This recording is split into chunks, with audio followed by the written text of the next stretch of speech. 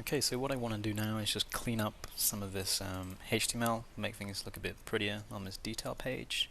So I'm going to jump into the podcast detail template here and have a look at what's going on. Looks like the padding around here is a bit messed up, and I suspect it has something to do with this row here. I want to just show something side by side, so instead of having the title here, I want to show another card here.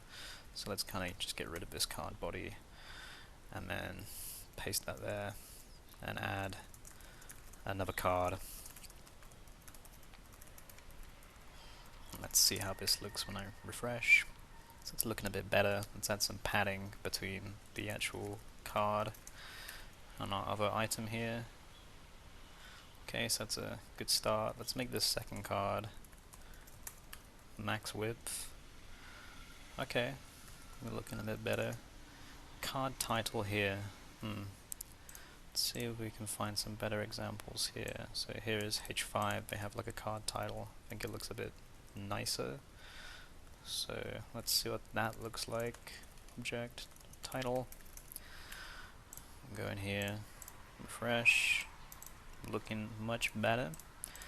Here we have card text and a link, so I think I'm just gonna use that as inspiration and do some copy paste. So instead of some quick text example, just gonna delete that.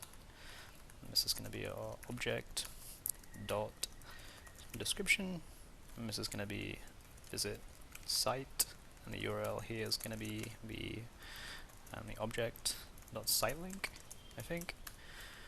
So let's have a look.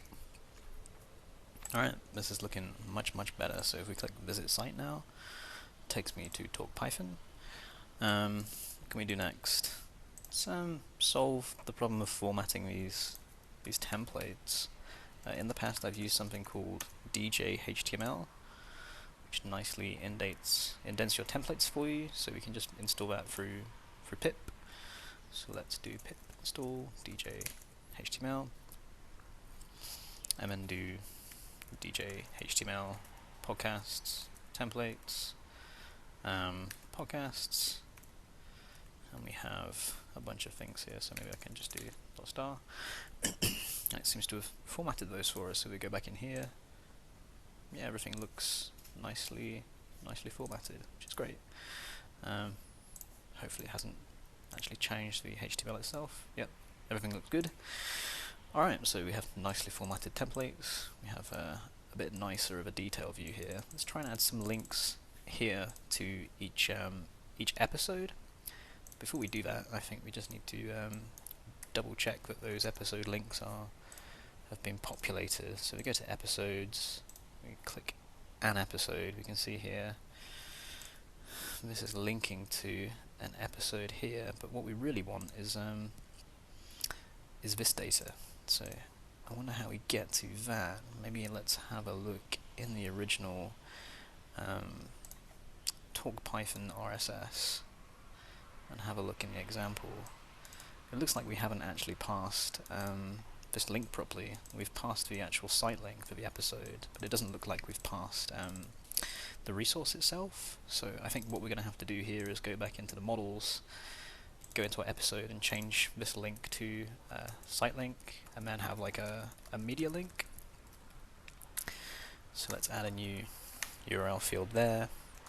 That's going to break our parsing logic, so this needs to be the site link, and then in here we need to figure out how we're going to pass the media link. So let's try running test podcasts, and look what data we have available to us here. If we look inside the keys, it looks like the key we're specifically looking for is like this enclosure, which is here. So if we do data.get enclosure, it looks like that has a URL. So I think in keeping with the rest of our parser, we can do something like what do we call it? Media link. We can say media link here is going to be the data.get enclosure .get, and then it's going to be the URL here. Do we care about the actual length and the type? Let's pretend we don't for the time being, and just soldier on. So let's kill this breakpoint here, quit out, run this test again, see what happens. It's going to complain that there's no site link, which is 100% true. Again, we just need to make migrations for podcasts. Was episode link renamed to media link? No, it wasn't. Episode link was renamed to site link. Yes, it was. Media link, let's provide a default one-off option that's just going to be empty string. It's impossible to add a non-nullable type field link. Let's just do this. Oh, sorry, I need to do one, and then I can provide test. Okay, so now if I migrate, it should do that for us. Now if we visit this again, there should be a media link here, which is test, which is not ideal for the time being. So what we can do is delete our podcast again, and add it again. So copy paste. If someone can remember the URL, show details. So this URL. I'm going to add a podcast by its URL. We're going to wait. Not null constraint failed. Media link. Where did we go wrong? We had media link here. I suspect I've spelled enclosure incorrect. Let's double check. You should always test your code first.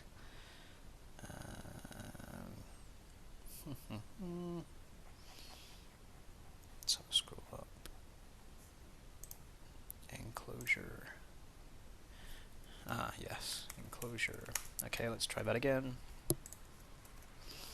Resubmit that form. Hopefully it should work this time. Okay, it seems to have worked. Let's have a look at an episode. An episode now has a site link and a media link. Okay, that's fantastic. So if we go here, now if we view our site, talk Python to me.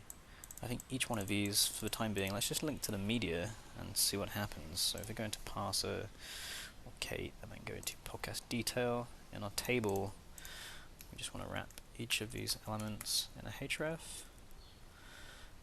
And say, and instead of a href, or for our href, we're going to say episode media link. Is that what I called it? Yeah, media link. Alright, so we refresh this now. Each one of these should link to the actual underlying MP3. Should we click on it? Did you make this year's PyCon? Alright, so now we have a way of actually subscribing to podcasts and actually listening to them, albeit not on our site. I think the next step would be to include some kind of integrated media player solution, or look at adding a search functionality to the website itself. So we've got tons of options in terms of where to take this project, but I'll see you in the next video.